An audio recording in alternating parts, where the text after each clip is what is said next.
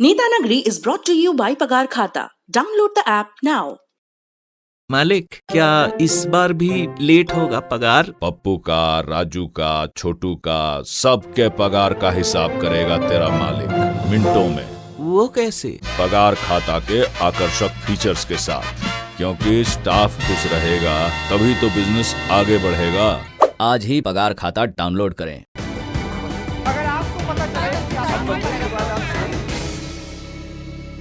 नेतानगरी का पहला विषय किसान आंदोलन से जुड़ा है और इसमें एक बड़ी तब्दीली है जो पिछले दिनों देखी गई। अब एपी सेंटर सिंघू बॉर्डर के बजाय गाजीपुर बॉर्डर हो गया और साउंड बाइट दूसरे किसान नेताओं के बजाय राकेश टिकैत की ज्यादा चल रही हैं। राकेश टिकैत अब नया चेहरा बनकर उभरे हैं और इसके अलावा सपोर्ट बेस के हिसाब से भी देखें तो एक बड़ी तब्दीली आई है। अब वेस्टर्न यूपी में, राजस्थान के इलाकों में और हरियाणा में ज़्यादा किसान पंचायतें हो रही हैं, ज़्यादा विजिबल सपोर्ट दिख रहा है। कई लोग, जैसा मैंने पहले संकेत किया, कह रहे हैं कि अब ये जाट अस्मिता का प्रश्न भी हो गया है और सरकार के स्तर पर लोग कह रहे हैं कि सरकार भी इस नए डिस्पेंस से ज़्यादा कंफर्टेबल है जिसमें उन्हें इन लोगों से जाने चीने चेहरों से बात करनी पड़ रही है। यहाँ पर हमारे साथ जुड़े हैं विशेषज्ञ डॉक्टर मनोज सिवाज, जो मेरठ कॉलेज मेरठ में अध्यापन करते हैं और वेस्टर्न यूपी के जो मसले हैं, चाहे वो किसानों का मसला हो, गन्ने का मसला हो, जो पॉलिटिकल कॉम्बिनेशन अलग अलग बनते हैं, उन पर गहरी जानकारी रखते हैं। सर, बहुत बहुत स्वागत है आपका नेतानगरी में। सबसे पहली चीज तो मैं ये जानना चाहता हूं कि चौधरी चरण सिंह की जो पॉलिटिकल लेगेसी है और महेंद्र सिंह टिकैत की जो पॉलिटिकल लेगेसी है उसमें क्या समानता है और क्या फर्क है, क्योंकि टिकैत साहब कभी चुनाव नहीं लड़े और चौधरी साहब की तो पूरी पॉलिटिक्स ही इलेक्शन के इर्द गिर्द रही। दोनों में मूलभूत अंतर यह है कि चौधरी साहब, आपको मेरी आवाज सौरभ जी साफ आ रही है? जी बिल्कुल साफ आ रही है सर। मूलभूत दोनों में अंतर यह है, चौधरी चरण सिंह जी मूलतः शुद्ध पॉलिटिकल आदमी थे, पॉलिटिशियन थे, जबकि महेंद्र सिंह टिकैत एक सामाजिक और भोले भाले किसान थे। और जो खाप पंचायत का जो विषय है वो एक खाप के चौधरी थे, उनका केवल सामाजिक जीवन था, उनका राजनीतिक प्लस सामाजिक जीवन था चौधरी चरण सिंह जी का। दोनों में मूल अंतर यही है। और चौधरी चरण सिंह बचपन से, जब स्टूडेंट थे, अपनी प्रैक्टिस शुरू की, उसके बाद राजनीति में प्रवेश कर गए थे सामाजिक जीवन में। टिकैत साहब 1986 में पहली दफा जब करमुक खेड़ी में शामली में एक आंदोलन होता है, उसके बाद वो सामाजिक जीवन में राष्ट्रीय स्तर पर पटल पर आए। ये दोनों का मूल अंतर है। सर, मैं ये जानना चाह रहा हूं कि ये राकेश किसान की राजनीति की महेंद्र सिंह टिकैत जी ने किसानों के मुद्दों को लड़ा, जबकि सामाजिक परिवेश में जो ग्रामीण अंचल है उसकी आवाज चौधरी चरण सिंह जी बने। उन्होंने राजनीतिक परिदृश्य में समाज के परिवर्तन को, ग्रामीण परिवर्तन को देखा और टिकैत साहब ने जो अपने सम्मुख अनायास जो किसानों के बर्निंग इश्यूज थे उनके विषय में इन्होंने संघर्ष किया। दोनों का मूल अंतर यह है, ये किसान के लिए लड़े चौधरी चरण सिंह, उसके अलावा गद्दी के लिए भी प्रयास उन्होंने किया, राजनीति के लिए। डॉक्टर सिवाज, आप हमारे साथ जुड़े, आपने अपने हिस्से का ज्ञान शेयर किया, इसके लिए बहुत बहुत शुक्रिया आपका। आपने किसान आंदोलन के पश्चिमी यूपी से जुड़े पहलू के बारे में जाना। अब हम बात करेंगे कि पंजाब और हरियाणा की सियासत पर इसका क्या असर पड़ता दिख रहा है, खासतौर पर जो हाल में निकाय चुनाव हुए हैं पंजाब के, उसके कंटेक्स्ट में। और इस पर बात करने के लिए हमारे साथ जुड़े हैं पंजाब यूनिवर्सिटी में पॉलिटिकल साइंस के प्रोफेसर आशुतोष कुमार जी। बहुत बहुत स्वागत है सर आपका नेतानगरी में।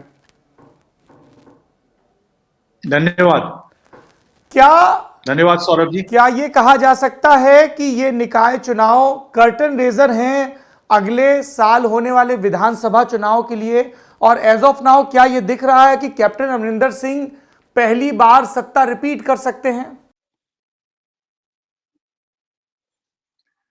देखिए, पंजाब जो एक ऐसा राज्य है ना, जहां लोहिया जी कहते थे ना कि रोटी पलटती रहनी चाहिए तो अच्छी सीखती है, तो पंजाब में हमेशा रोटी पलटती रही। 2012 में ये चमत्कार हुआ कि अकाली दल वापस आई, अकाली दल और भारतीय जनता पार्टी। तो पंजाब में जो जो भारत की जो परंपरा है ना एंटी इनकम्बेंसी की, वो बिल्कुल यहाँ नजर आती है। तो उस हिसाब से अगर आप करेंगे दोबारा आएंगे तो आ सकते हैं, बिल्कुल आ सकते हैं, लेकिन अभी अगर आप पंजाब के इतिहास को देखें तो ऐसा रहा नहीं है। अब दूसरी बात आपने जो कही कि म्यूनिसिपल इलेक्शंस हुए हैं, म्यूनिसिपल कॉर्पोरेशन के, काउंसिल के, नगर पंचायत के, उसमें कांग्रेस की भारी जीत हुई है। और सबसे ज्यादा बड़ी बात है कि अकाली दल की बहुत बड़ी हार हुई है। तो इसमें हमें ये देखना चाहिए कि जो लोकल इलेक्शंस होते हैं कहीं भी जहां भी होते हैं, सौरभ जी आपके परिप्रेक्ष्य को देखें तो लोकल इलेक्शंस में हमेशा जो पार्टी इन पावर होती है उसकी एडवांटेज होती है। और 2000 जैसे आप 2015 में देखें तो अकाली दल को बहुत प्रचंड बहुमत मिला था। हालांकि इस लेवल का बहुमत नहीं मिला था, लेकिन बहुमत मिला था। अगर आप पंचायत इलेक्शन को देखें, मैं 2008 से पंचायत इलेक्शन की स्टडी कर रहा हूं। 2008 में मैंने वर्कशॉप भी यहाँ करवाया था। तो पंचायत इलेक्शंस में भी आप देखेंगे पंजाब में कि जो भी पार्टी, जो भी दल जो है वो सत्ता में रहता है, वो उस दल को एडवांटेज होता है। ठीक है, तो इसको हम बहुत ज्यादा तवज्जो नहीं दे सकते कि ये कोई क्लियर इंडिकेशन नहीं है। लेकिन दो चीजें मैं कहना चाहूंगा। एक जो बात हो रही थी कि आपको पता है 2020 में 1996 से अकाली दल और भारतीय जनता पार्टी का गठबंधन चल रहा था। उसके पहले भी 1967 में जब ये पंजाब अलग सूबा बना तो 67 में इन्होंने मिलीजुली सरकार बनाई थी। तो ये बहुत ही पुराना गठबंधन रहा, लेकिन पहली बार ये गठबंधन टूटा ये फार्मर्स बिल को लेकर। और मुझे नहीं लगता कि कोई इसमें अभी जुड़ाव की कोई उम्मीद है। तो ऐसा कहा जा रहा था कि भारतीय जनता पार्टी पूरे जोश खरोश से इस चुनाव में आएगी। एक तरह से ये ट्रेलर के रूप में होगा, एक तरह से पार्टी अपने को आंकेगी, अपनी क्षमता को देखेगी और अपने बल पर खड़ी होगी। 117 सीटें हैं यहाँ पे, 117 सीटें। तो ऐसा माना जा रहा था कि बीजेपी इसको एक ट्रायल के रूप में यूज करेगी। लेकिन हमने देखा कि बीजेपी ने तो इस बार मोर्चा खोला ही नहीं। हो सकता है कि बीजेपी को अभी वेस्ट बंगाल की ज्यादा चिंता है, तमिलनाडु की ज्यादा चिंता है, पुडुचेरी की ज्यादा चिंता है। मेरे ख्याल में वेस्ट बंगाल की चिंता तो है ही, इसलिए उन्होंने पंजाब में इस बार अपने पत्ते नहीं खोले। और फार्मर्स एजिटेशन भी एक कारण रहा, और भी चीजें रही। लेकिन अकाली दल के पास एक मौका था कि अकाली दल का जो डिक्लाइन हो रही है, तो अकाली दल के पास एक मौका था, भले ही वो देर से आए, पर देर से आए दुरुस्त आए। तो उन्होंने फार्मर्स एजिटेशन को सपोर्ट करने की पूरी कोशिश की। उन्होंने जो शुरू में इसको सपोर्ट किया था फार्मर्स बिल को, उसको नकारने की कोशिश की। लेकिन ऐसा लगता नहीं है कि उनको कोई खास फायदा हुआ। अगर आप देखें 1973 में जो डिलिमिटेशन हुई थी पंजाब में, तो पंजाब की कॉन्स्टिट्यूएंसी पूरी तरह से अर्बन और रूरल नहीं है। पंजाब की जो कॉन्स्टिट्यूएंसी है, और खासकर जो 4th डिलिमिटेशन कमीशन फिर हुआ कुलदीप सिंह का, तो यहाँ पे जो भी असेंबली कॉन्स्टिट्यूएंसीज हैं उसमें अर्बन एरियाज भी आ जाते हैं और रूरल एरियाज भी आ जाते हैं। उस तरह से आप देखते हैं कि जो नगर पंचायत में अकाली दल की जो हार हुई है, तो कहीं ना कहीं जो अकाली दल का जो जनाधार है, जो कि जाट किसानों के बीच में है, जो फार्मिंग कम्युनिटी के बीच में है, वो लगता है खिसकता जा रहा है, वो वापस नहीं आ रहा है। तो ये अकाली दल के लिए चिंता की बात है। और मुझे लगता है कि कांग्रेस अभी बहुत ही अच्छी स्थिति में है, क्योंकि उसके विरोधी पार्टियां जो हैं वो मुसीबत में है। तो कांग्रेस के लिए इट्स एडवांटेज बाय डिफॉल्ट। जी प्रोफेसर, मैं आपसे ये जानना चाहता हूं कि ये आपने अकाली दल के डिक्लाइन का जिक्र किया, और 2012 का विधानसभा चुनाव पंजाब का मैंने भी कवर किया था। उन दिनों मैं चंडीगढ़ और लुधियाना में काम करता था। ये लोगों ने कहा कि जो प्रकाश सिंह बादल के अंदर एक पॉलिटिकल कैपेबिलिटी है, कई अलग अलग समूहों को साथ लेकर चलने की, जो उन्होंने अर्जित की है, चूंकि वो उस पूरे मूवमेंट से आए हैं, सुखबीर बादल और विक्रम मजीठिया में वो कैपेबिलिटी नहीं है। आपको क्या लगता है कि ये क्या अकाली दल का पॉलिटिकल फ्यूचर और पॉलिटिकल लाइन होगी? इसके बारे में मैंने लिखा भी है। 2004 से सुखबीर बादल जो हैं वो राष्ट्र अध्यक्ष बने हुए हैं और धीरे धीरे ग्रेजुअली आप देखेंगे तो 2012 के बाद 2012 का चुनाव जो है उसका ठिकरा जो है सुखबीर बादल को मढ़ा गया कि जो 2012 में अकाली दल वापस आई सत्ता में, तो ऐसा कहा गया कि ये सुखबीर बादल की जीत हुई। लेकिन अगर आप देखें, और आप बिल्कुल सही कह रहे हैं कि प्रकाश सिंह बादल का एक बहुत ही अहम उनकी भूमिका रही है अकाली दल को साथ रखने की, और उन्होंने जो एक रिकंसिलिएशन लाया पंजाब में, जो पंजाब जो है तशद्दुद से बाहर निकला और हिंदू और सिखों की यूनिटी की बात हुई, पंजाब में एक स्टेबिलिटी की बात हुई, एक डेवलपमेंटल एजेंडा आया, गवर्नेंस का एजेंडा आया, भले ही वो कागजों में ज्यादा रहा, धरातल पर कम रहा, लेकिन उसमें प्रकाश सिंह बादल की एक बहुत बड़ी भूमिका रही।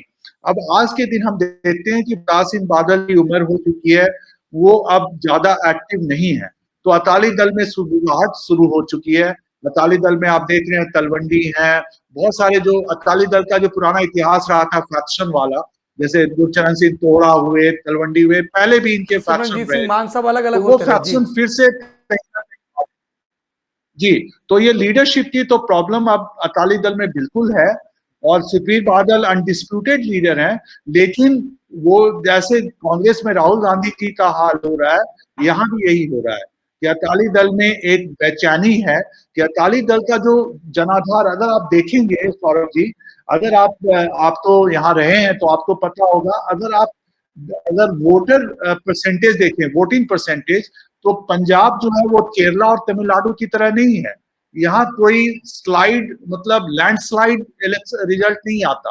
अकाली दल का हमेशा से 30%, 25 to 30% वोट मिलता रहा, लेकिन अब आप जब देखते हैं कि न केवल सीटों के ये में परिप्रेक्ष्य में, बल्कि उनका जो वोटिंग परसेंटेज है वो भी कमता जा रहा है। दूसरी बात ये मैं कहना चाहूंगा कि कहा जाता था कि अकाली दल को बीजेपी से बहुत फायदा नहीं हो रहा है, ऐसा अकाली दल मानते थे, जबकि बीजेपी का ये कहना था कि हमने जहां भी गठबंधन किया क्षेत्रीय दलों से तो हमें फायदा हुआ। जैसे आप देखें कर्नाटक में उनको फायदा हुआ जनता दल सेक्युलर से, उड़ीसा में बीजू जनता दल से गठबंधन से उनको फायदा हुआ, भले वो गठबंधन अब नहीं चल रहा है। आंध्रा में वो तेलुगु देशम पार्टी के साथ जुड़े। पंजाब एक ऐसा स्टेट था जहां अकाली दल के साथ गठबंधन करने से भारतीय जनता पार्टी को कोई खास फायदा नहीं हुआ। भारतीय जनता पार्टी अभी भी पंजाब के कुछ ही क्षेत्रों में सीमित है। न अकाली दल को भारतीय जनता पार्टी से अलग होने का कोई फायदा नजर आ रहा है, न ही भारतीय जनता पार्टी, लेकिन भारतीय जनता पार्टी को अभी भी मैं बेनिफिट ऑफ डाउट दूंगा, क्योंकि उन्होंने एक तरह से वॉक ओवर दिया है। इसलिए भारतीय जनता पार्टी, मुझे लगता है कि वो समय का इंतजार कर रही है, वो सही समय का इंतजार करेगी और उसके बाद वो अपना मोर्चा खोलेगी। अभी उसका सारा ध्यान जो है वेस्ट बंगाल पे है और थोड़ा बहुत ध्यान मेरे ख्याल में तमिलनाडु पे है। लेकिन अकाली दल के लिए चिंता का विषय है, क्योंकि अगले साल चुनाव होने वाले हैं और अब कुछ ही दिन बचा है, 1 साल बचा है। 1 साल कोई बहुत बड़ा समय नहीं होता।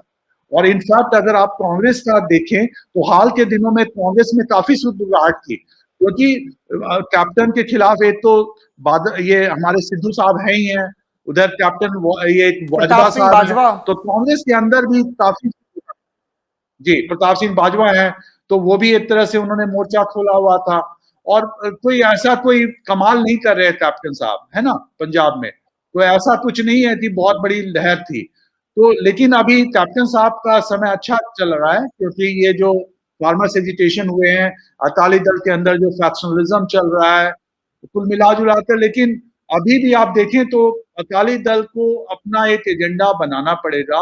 अकाली दल कहीं ना कहीं जब वो पंजाबियत और उस तरह का अपने को सेक्युलर पार्टी बनाने की कोशिश करती है, तो कहीं ना कहीं जो उसकी पंथिक पार्टी की इमेज है वो भी खतरे में पड़ती है। और आपको पता है कि पंजाब में 2015 में क्या हुआ था, जो गुरु ग्रंथ साहिब के साथ जो बेअदबी हुई थी, और जो ये जो डेरा सच्चा सौदा का मामला आया, तो ये सारी चीजें जो हैं वो अकाली दल को कहीं ना कहीं सुखबीर बादल को नुकसान कर रही हैं। जो उनका ट्रेडिशनल वोट बैंक है, जो जनाधार है, वो कहीं खिसकता हुआ नजर आ रहा है। जी सर, अकाली लीडरशिप पे बड़ी तफसील से हमने बात की। हम कांग्रेस लीडरशिप पर भी बात करना चाहते हैं, इस बात को ध्यान में रखते हुए कि जो लोकल इलेक्शंस होते हैं वहाँ पे सत्ताधारी दल को एडवांटेज होता ही है।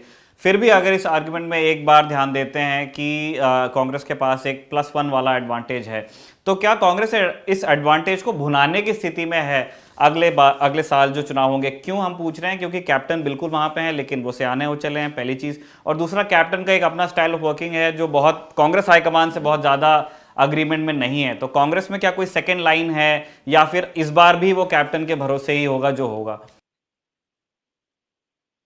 नहीं, कैप्टन साहब तो छत्रप है ना, जैसे 1950 60s में जैसे श्री सिन्हा होते थे, जैसे आपके यहाँ कैरों साहब होते थे पंजाब में, तो वो क्षेत्रीय छत्रप हैं।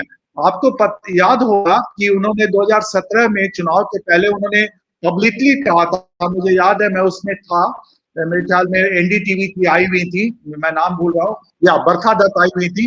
उन्होंने ओपनली स्वीकार किया, उन्होंने राहुल गांधी को कहा था कि अगर मुझे चीफ मिनिस्ट्रियल कैंडिडेट नहीं बनाया जाएगा तो मैं पार्टी तोड़ दूंगा। तो एक तरह से यहाँ पंजाब में अगर किसी की चलती है, चाहे वो टिकट डिस्ट्रीब्यूशन का मामला हो, चाहे कांग्रेस के अफेयर्स को देखने का मामला हो, तो यहाँ पे अध्यक्ष तो हैं, अभी जाखड़ साहब हैं, लेकिन आप किसी भी कांग्रेस नेता से बात करें तो पंजाब में कैप्टन साहब की चलती है। और कैप्टन साहब ने रिजल्ट भी दिया है, 2019 में भी रिजल्ट दिया और इस बार भी रिजल्ट दिया है। तो मुझे लगता है कैप्टन साहब की स्थिति मजबूत होती जा रही है। दूसरी बात एक और चीज है कि कैप्टन साहब जाट हैं, जाट सिख हैं, और कैप्टन साहब के नेतृत्व में 2004 में ये पंजाब असेंबली ने रिवर वाटर टर्मिनेशन एक्ट पास किया था। तो उनकी एक जो पंजाबी आइडेंटिटी है और जो उनकी एक इमेज है कि वो पंजाब के इंटरेस्ट को किसी भी हद तक स्वीकार करेंगे, बल्कि वो एक तरह से आप देखिए तो पुराने अकाली तो नहीं है, लेकिन उनकी एक इमेज भी है कि is a strong man of Punjab. तो वो चीज उनके फेवर में जाती है। और पंजाब में आज के दिन देखें तो उनके खिलाफ कोई ऐसी लहर नहीं है। और उनकी एक मतलब कांग्रेस में because of his seniority, because of him being in power, उनका एक रसूख है जो कि पंजाब में कांग्रेस को एक साथ रखता है। अगर आप कांग्रेस के जो विरोधी नेता को देखें, जैसे बाजवा साहब का नाम अभी लिया सौरभ जी ने, और भी नेता लोग हैं जो कहीं हाशिए पे खड़े हैं और इंतजार कर रहे हैं, लेकिन आज के दिन उनकी कोई भी कांग्रेस में चलती नहीं है। और मुझे नहीं लगता कि हाई कमांड की भी बहुत चलती है। पहले आशा कुमारी थी यहाँ की इंचार्ज, मुझे नहीं लगता कि आशा कुमारी कोई खास रोल प्ले कर पाई। अभी रावत साहब आए हैं तो वो कोशिश कर रहे हैं कि सिद्धू साहब को लाया जाए, लेकिन अभी तक आप देख ही रहे हैं कि सिद्धू साहब आ नहीं पाते। हमने तो सुना था कि पिछले दिनों लंच पर मुलाकात हुई, कुछ बात भी हुई मुख्यमंत्री और नवजोत सिंह सिद्धू के बीच। हाँ, वो तो हुई और काफी प्रयास भी लगाए गए। रावत साहब ने तो बयान भी दे दिया था कि भाई अब तो बिल्कुल हम उनको लाएंगे और मतलब हम कोशिश कर रहे हैं कि एकजुट हो जाएं, लेकिन ऐसा कुछ लग नहीं रहा है। अच्छा, ऐसा कुछ अभी तक तो कोई। सर मैं ये जानना चाहता हूं कि आम आदमी पार्टी का लोकसभा में खाता पंजाब से खुला था। 2014 में 4 सांसद जीत कर आए, 2019 में भी जो इकलौते सांसद जीत कर आए वो पंजाब से ही आए, भगवंत मान। आम आदमी पार्टी की चुनावी संभावनाएं कैसी नजर आ रही हैं? देखिए सौरभ जी, कोई भी दल होता है तो उस दल के लिए संगठन की आवश्यकता होती है, दल को नेतृत्व की आवश्यकता होती है ना, लीडरशिप, एक एजेंडा की आवश्यकता होती है, एक प्रोग्राम किया जाता जी।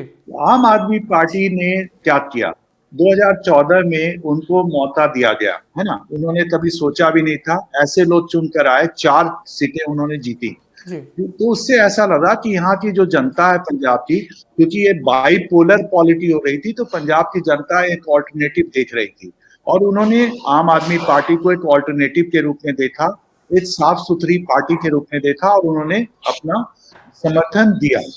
2017 में मैं आपको बताऊं कि एक समय ऐसा था कि 2016 के विंटर में ऐसा लग रहा था कि आम आदमी पार्टी चुनाव जीत जाएगी, या बहुत ही शक्तिशाली ढंग से उभरेगी।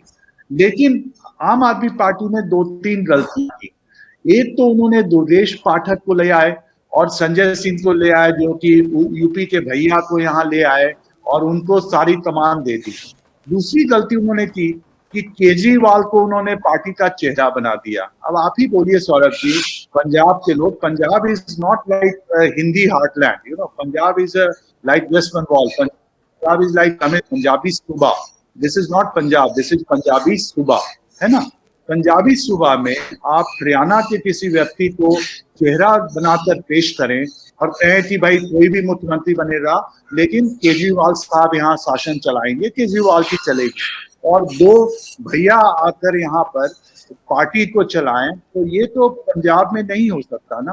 पंजाब में ये पॉसिबल नहीं था। तो ये बहुत बड़ी टैक्टिकल गलती की। तीसरी गलती इन्होंने क्या की कि पंजाब का जो हेड था सुच्चा सिंह नाम था ना, सुच्चा सिंह, यस, तो सुच्चा सिंह को इन्होंने पार्टी से निकाला, सुच्चा सिंह को निकाला और उस पर आरोप लगाया कि उन्होंने करप्शन किया, उन्होंने पार्टी के नाम पर खुद पैसे खाए।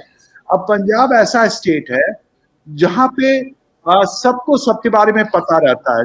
मेरे ख्याल में पूरे देश में सबके बारे में सबको पता रहता है। आपको ज्यादा पता होगा, किसी को भी पता रहता है। पंजाब में अगर आप जाएं तो कोई भी आपको बता देगा कि ये प्रॉपर्टी किसकी थी, किसके पास आई, किसने कितने पैसे बनाए, किसने क्या किया।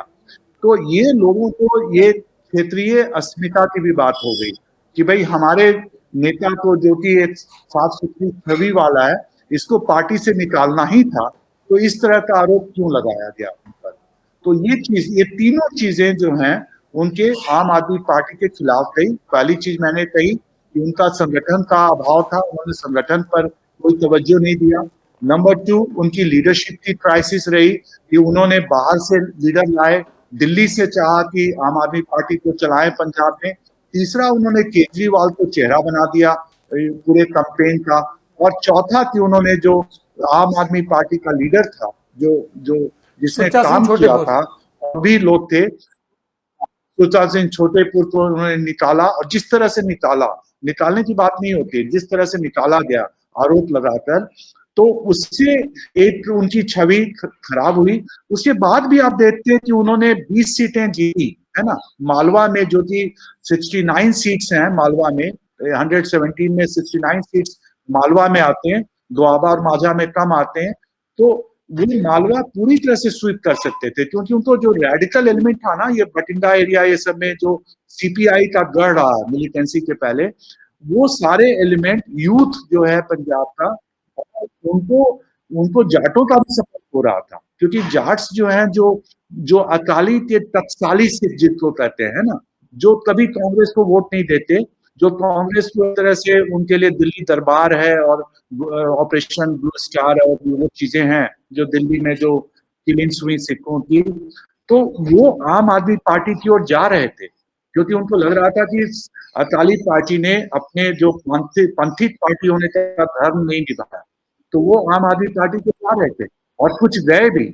लेकिन अंत में क्या हुआ कि आपको पता है कि एक और भी इमेज बनी आम आदमी पार्टी की, कि वो कहीं ना कहीं खाड़कुओं के साथ जोड़ रहे हैं, जो सो कॉल्ड खालिस्तान एलिमेंट है, उनके साथ जोड़ रहे हैं। तो उसी कारण उनको लुधियाना ये सब में, जहां हिंदुओं की अच्छी संख्या अर्बन पंजाब में, उनको लॉस हुआ। तो वो भी एक फैक्टर है।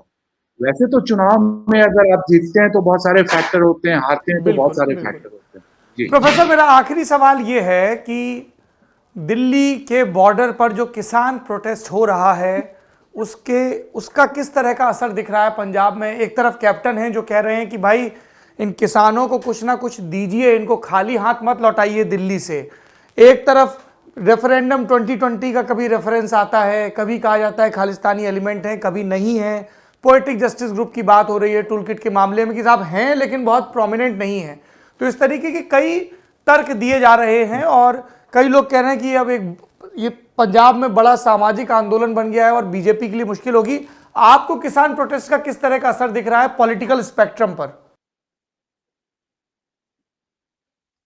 मुझे लगता है कि ये बीजेपी के लिए अच्छी बात होगी कि अगर इस आंदोलन का कोई शांतिपूर्ण हल हो जाए और पंजाब देखिए एक बॉर्डर लैंड स्टेट है, डिफिकल्ट स्टेट है। पंजाब की एक हिस्ट्री रही है, आपको भी पता है, तशद्दुद यहाँ रहा है। और एक जो आप कह रहे हैं उस तरह के एलिमेंट्स होंगे इसमें, क्यों नहीं होंगे, कुछ एलिमेंट्स होंगे इसमें।